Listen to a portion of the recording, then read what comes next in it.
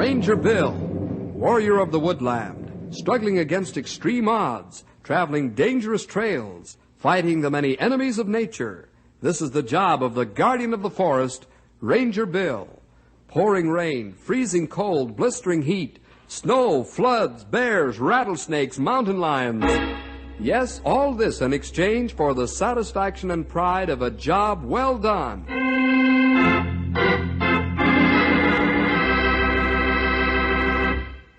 Say, do you have a dog? If you do, you love him, don't you?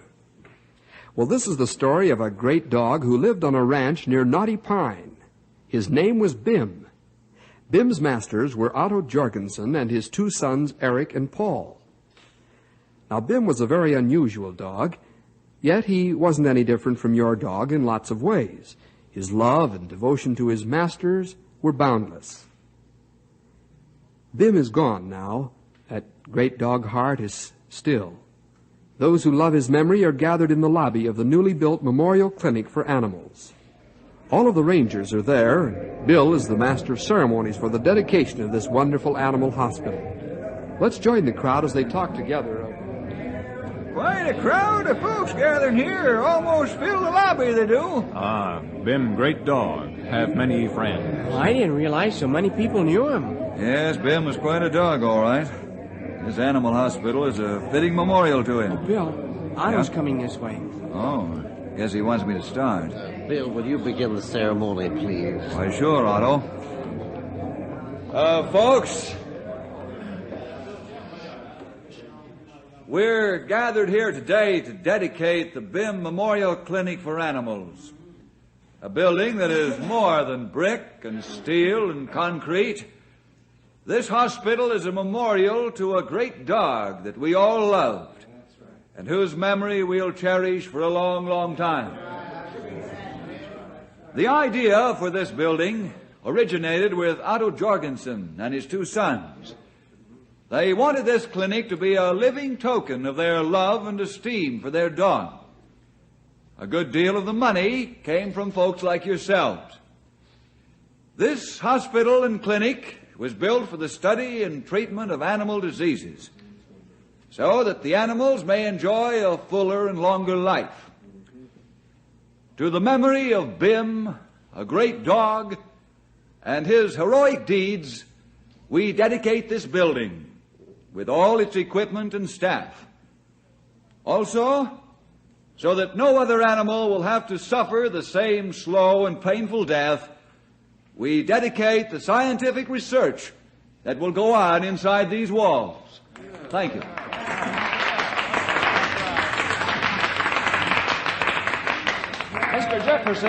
Mr. Jefferson, may I talk to you a minute? Why, sure. What's on your mind? Oh, I'm Ed Sloan. I'm a writer for Bencroft Newspapers and Dog Lovers Magazine. I see. We've a combined circulation of 500,000. I'd like to write the story of Bim's life, if I may. And I gather you're the one I ought to see. Well, I'm sorry, Mr. Sloan, but that's not within my authority. You'll have to talk to Otto Jorgensen and his two sons. Perhaps they'll help you. I understand. But I don't know Mr. Jorgensen. I'd be glad to introduce you. They're over on the other side of the lobby, talking to some friends.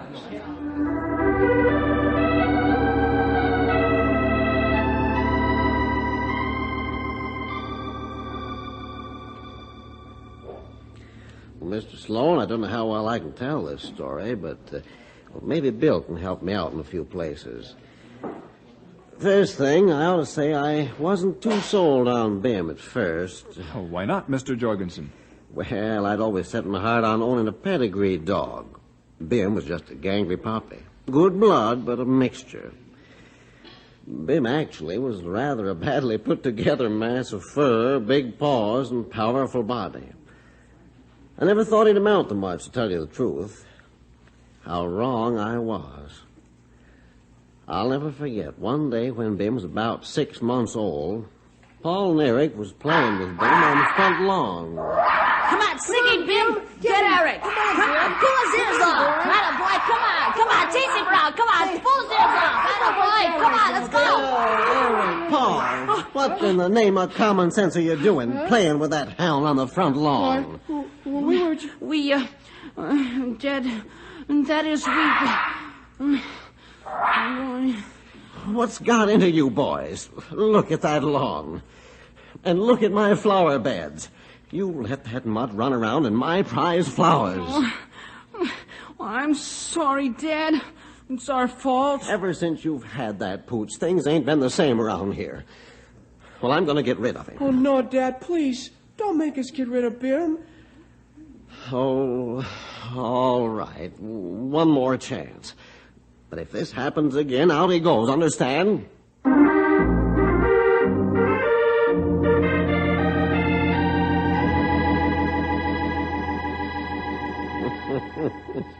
I was very angry at the time, but I saw no reason to change my opinion about Bim. But as time went on, gradually he grew out of the awkward stage. At 9 months, he began to show signs of becoming a powerful dog who could run like the wind. I was pleased, but I still didn't think he'd be much more than a pet for the boys. And I really didn't intend to make good my threat of throwing him out. I knew it would break the boy's heart. He was their dog. Well, the first in a series of outstanding acts of bravery and heroism occurred when Bim was 10 months old. Eric and Paul got the habit of taking Bim out on the range with them every spare moment they could find. Let's see if we can find any more of those swell-colored rocks, Paul. Okay, that's a good idea, Eric. What kind of rocks did Dad call them? I don't know. Something like quartz. Yeah, that's it. Hey, let's head for that ridge over there, huh? Okay, I'll race you. All right. Come on, Skeeter. Dig in, boy. Let's go. Come on.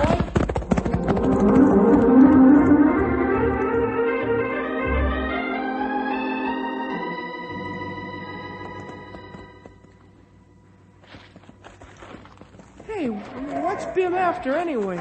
Oh, I don't know. He's probably seen a rabbit. Hey, look at these rocks, Paul. Say, those are the nicest we've found yet. You know, Eric, the Lord sure made rocks beautiful, didn't he? And how? Hey, let's move this big rock over so we can get the smaller one out. Okay. Say when. No. That's good enough. Now, let's get those... Don't move, Paul. That rattler will strike just as quick as we move a muscle. Yeah, you said it. Look at the size of him. Where'd he come from? I don't know. He must have come out from behind the other big rock when we moved the smaller one. Eric, looks like we're going to have to stand here all day. That's better than getting bit. He hasn't coiled yet. Maybe he'll go away. Oh, yeah. He's crawling right at us.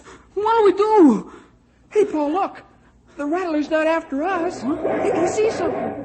It's Bim. The rattler sees Bim. They're going to fight. Okay, let's get back. Get Get going. it, Bim. Get it. Come on. That snake isn't bite our dog. Oh, I never thought of that. He hasn't got Bim yet. Come on, Bim. Get him. Look.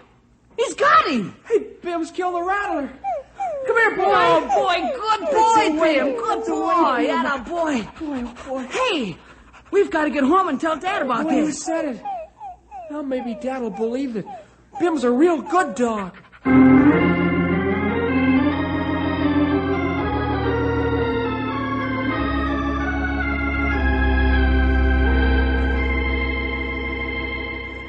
Well, when Eric and Paul came home with a big yarn about Bim killing a big rattlesnake, I didn't believe it.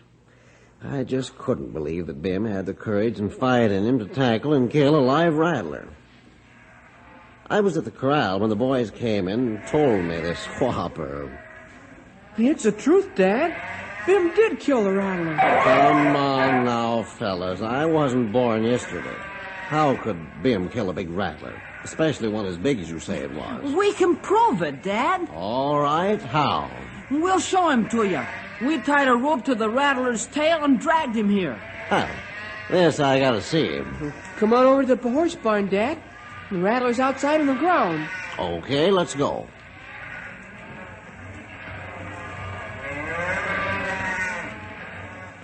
There, Dad. Take a look. Yeah. And Bim killed him all by himself.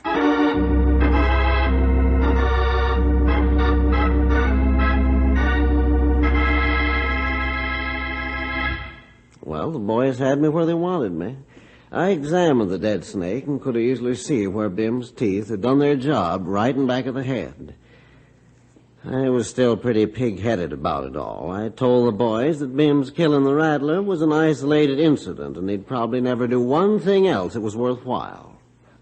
You say that was the first big incident in Bim's life, Mr. Jorgensen? Yes, it was, Mr. Sloan. The second incident followed 6 months later.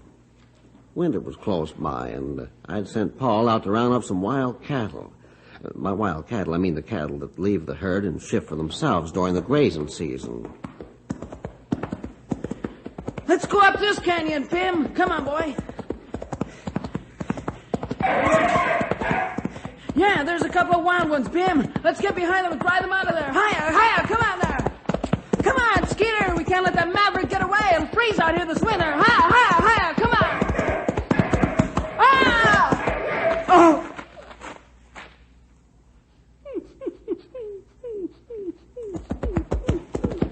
Paul was out like a light.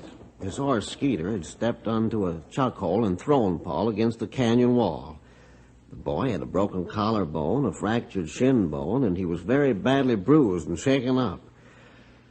Bim started licking his face and hands, and Paul slowly came to. He was crying from pain. Oh, shoulder. Bim, I'm hurt bad. Bim, go find Skeeter. Oh, bring him back. Find Skeeter. Bring him back, boy. Go. Bim left Paul and went after the horse. He picked up Skeeter's trail and soon caught up with him. Skeeter was over his initial scare now and was just browsing in the grass.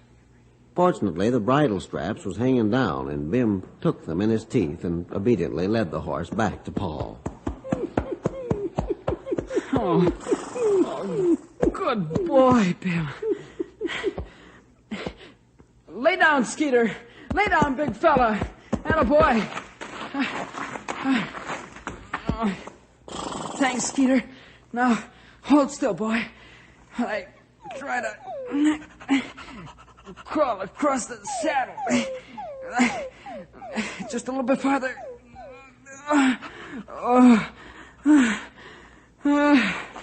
I made it. Up, Skeeter boy. Up. Oh!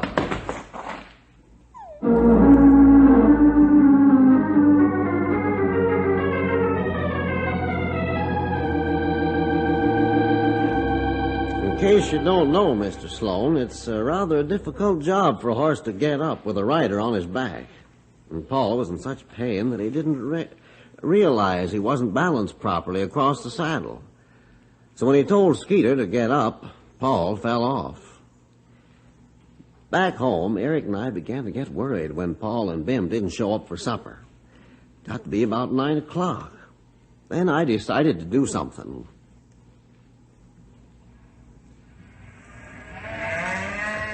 Dad, what could have happened to him? I don't know, Eric, but I'm going to find out. Well, I'm glad Bim's with him anyway. What good will Bim do if Paul's in serious trouble? Don't talk that way, Dad. Bim's real special when you need him. Sure, You'll sure, see. son. You saddle up the horses. I'm going to call Bill Jefferson.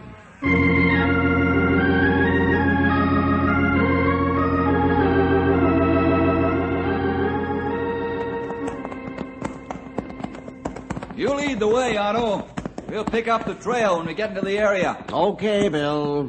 If Grey Wolf and Stumpy can't find them, we can always get bloodhounds. Yep. Come on, Storm. Get up. Let's go, boy. Come on.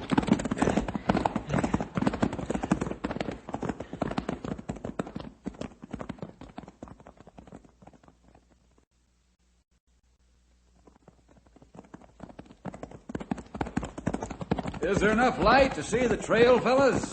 Plenty light, Bill. Oh, boy. Trail very clear. Oh, boy. Come on, Matilda. Come on, boy. Come on, Storm. Get up. Let's go. Come on.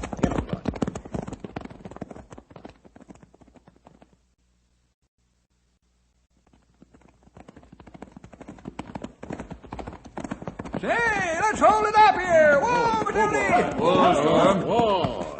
Well, the sign's kind of messed up here, isn't it? Can you make it out? Is this where they had the trouble? What's it say, Grey Wolf? This sign say horse and dog going to small canyon ahead. This sign say cattle, maybe half dozen head, come out of canyon. That fits. Paul and Bim was rounding up wild cattle. Now over here, it says that horse come out again. And the dog come out. Did they go back, or were they chasing the cattle? Over here, Otto, Bill. What'd you find, Grey Wolf? See something different? Look here. Dog walk in front of horse. They go back in canyon. I say dog lead horse back into canyon. Well, I'll buy that, sonny. That means Paul and Bim are in that canyon, unless I missed my guess. You agree, Grey Wolf? Stumpy right. Then let's get into that canyon.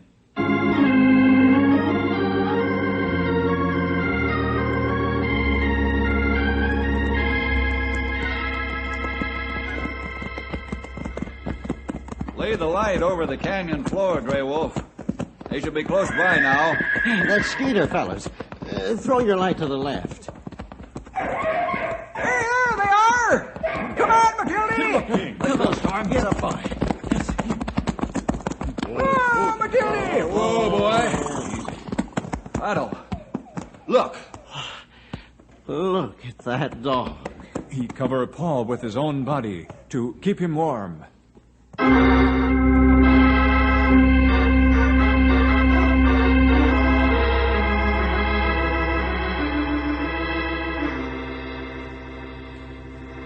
Afterward, Paul told us the whole story. Then I knew I'd been wrong and the boys were right. We had a great dog in him, so I asked the boys to forgive me. From that time on, Bim and the boys and I became an inseparable foursome. Then the day came when the catastrophe at Pearl Harbor plunged us into World War II, and the boys came to me with a request. Dad?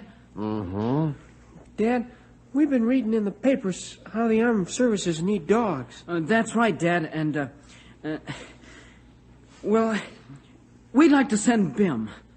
You want to send Bim to war? Sure. We're too young to enlist ourselves, so... And we want to do our part to help win the war. Are you absolutely sure you want to do this, boys? Yep. We thought about it a lot. You will realize, of course, that Bim might be killed in action. We've thought about that too, Dad, and... Yes? Well, a lot of soldiers might get killed, but then they might not, too. That's right. Bim's really tough, Dad. We're sure he'll take care of himself.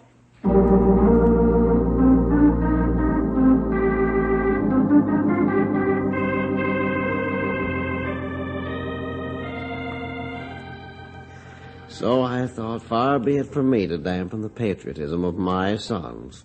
I was proud of both of them the next morning when we walked into the recruiting station for the Marine Corps in Knotty Pine.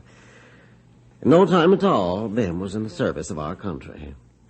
We said goodbye to Bim, and I'm not ashamed to say that, just like the boys, tears was rolling down my cheeks. Bill, you take over the story from here, will you? I think you can tell about Bim's war record better than I can. All right, Otto. I sure appreciate your helping me, Mr. Jefferson. I don't want to leave a thing out of Bim's life. Well, it so happened, Mr. Sloan, that I was with the 3rd Marines in Bougainville, same as Bim. I got the story firsthand from the fellas that had Bim with them. It was pretty rough going. A company of the 1st Battalion was trying to flank the enemy, and they weren't having much success because they were pinned down by a Japanese machine gun nest set up in a pillbox, which the artillery just couldn't get. Captain, we won't move another inch until we knock out that pillbox. I'm well aware of that, Sergeant. Gotta be patient for a while. If we try to rush, we'll lose a lot of men. But, sir, it's the only way we'll ever get past them. The artillery and the mortar shells bounce off that thing like water off a duck's neck. I know. That's why I've sent for Bim. Oh? Hey, Bim will get him out of there if anything will. And believe me, they'll think of screaming Mimi at him if Bim ever gets into that pillbox. Hey, here comes the corporal now with Bim. Well, that's fine. Corporal Mutaski reporting. Good, Corporal. Bim, how are you, boy? I hope this isn't too risky, sir. I wouldn't want Bim to get it. Corporal, please don't get the idea that these dogs are out here for us to use or we don't want to send in men. We use them only where they can be used to better advantage than men, see? They're not cannon fodder, understand? Yes, sir. Now look, you see the fire lane from here? Yes, sir, I do. Well, send Bim up the left side. We'll give him covering fire until he jumps for the window. Yeah. Then we'll cease fire and rush the pillbox.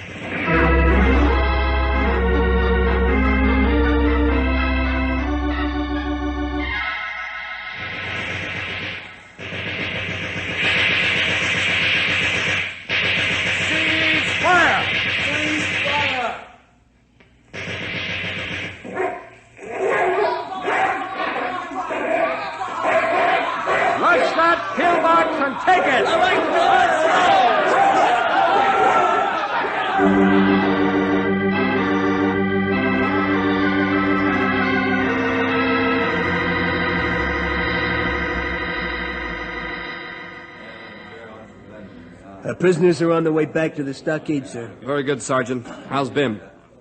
He's wounded, sir. What? Why didn't you tell me? Bim comes before the prisoners, don't you know that? Take it easy, sir. The doc's looking at him now.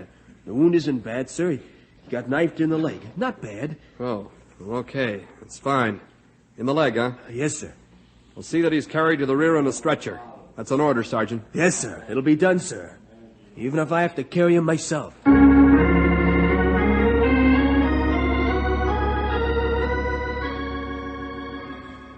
That's the story of Bim's service with the Marines. Thanks, Mr. Jefferson. Is there more, Mr. Jorgensen? Yes, Mr. Sloan, there is. We received a telegram from the War Department saying that Bim had been wounded, though not seriously. Uncle Sam was sending him home. They also said that Bim would receive the Purple Heart. Bim recovered the full use of his leg, and in about 6 months you'd never know he'd been wounded. I'll say you couldn't, Mr. Sloan. He was as fast as he ever was. But he sure grew up, though, while he was away. Seemed quieter, more serious. That's right. Well, one day, a year after Bim came back from the war, I was dragging our road. We have a private road that leads from the highway to the house and barns. I had the tractor hitched to a weighted drag, and I was trying to even out the rough spots. I was alone. That is, except for Bim. He was playing around nearby somewhere. Well, I don't know exactly what happened to this day. All I knew was that suddenly the tractor overturned and I was pinned under it.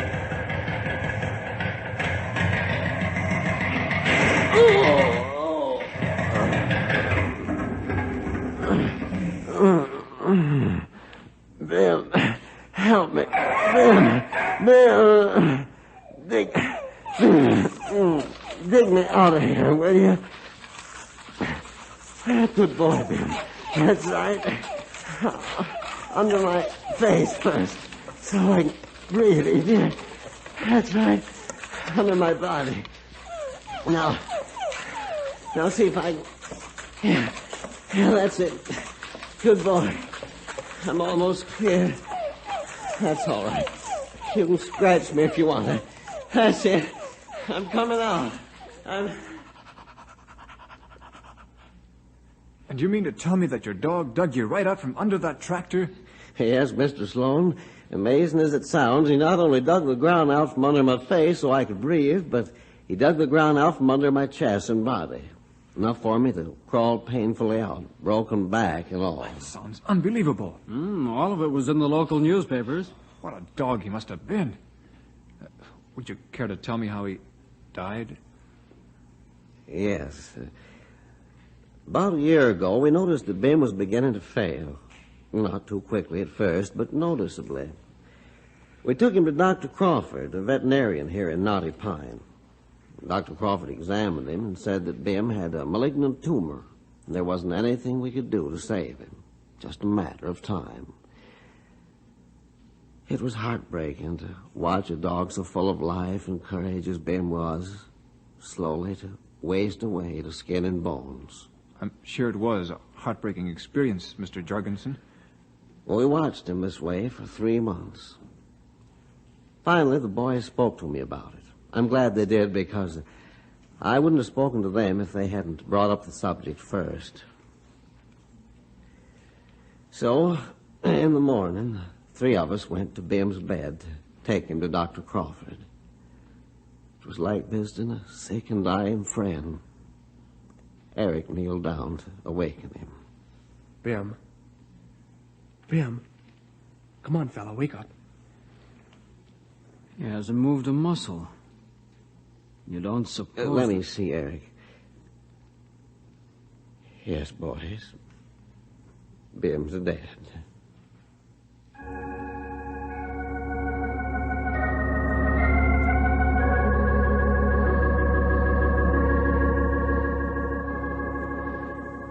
We were glad we didn't have to take him to Dr. Crawford, though all of us were broken-hearted that we'd lost him. The men at the Knotty Pine Legion post were only too happy to give Bim a military funeral, and we buried him in our front yard.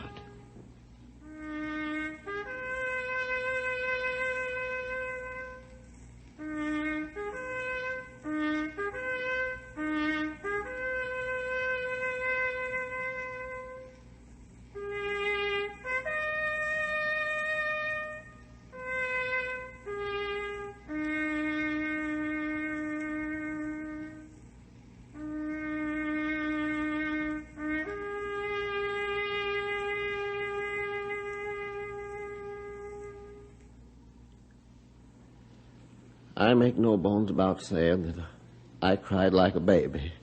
Here was a dog that had given us all he had, and when he needed our help, there wasn't a thing we could do except watch him die. Several months passed by, and I talked to Dr. Crawford. I offered to contribute a sum of money for an animal clinic and hospital if he would head it up. He agreed. Dr. Crawford and the local newspapers let the story out, and many, I should say a host, of Bim's friends and those who love dogs gave to the fund. The result, you see before you. Well, that's the story, Mr. Sloan. I don't know if I'll be able to do justice to this story, Mr. Jorgensen, but I'm sure going to try my best. Well, that's all we ask, Mr. Sloan. Before we leave, I'd like you to see the bronze tablet. Yes, I'd like to.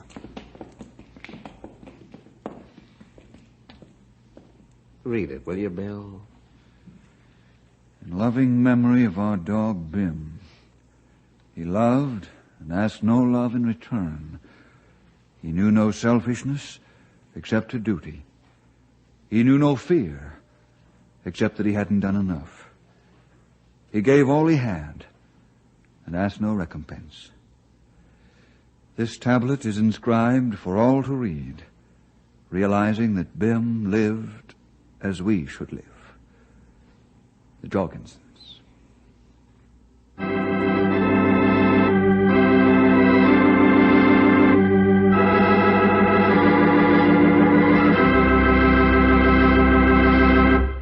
Boys and girls, the story you have heard is fictional, of course, so far as there actually being a dog named Bim is concerned.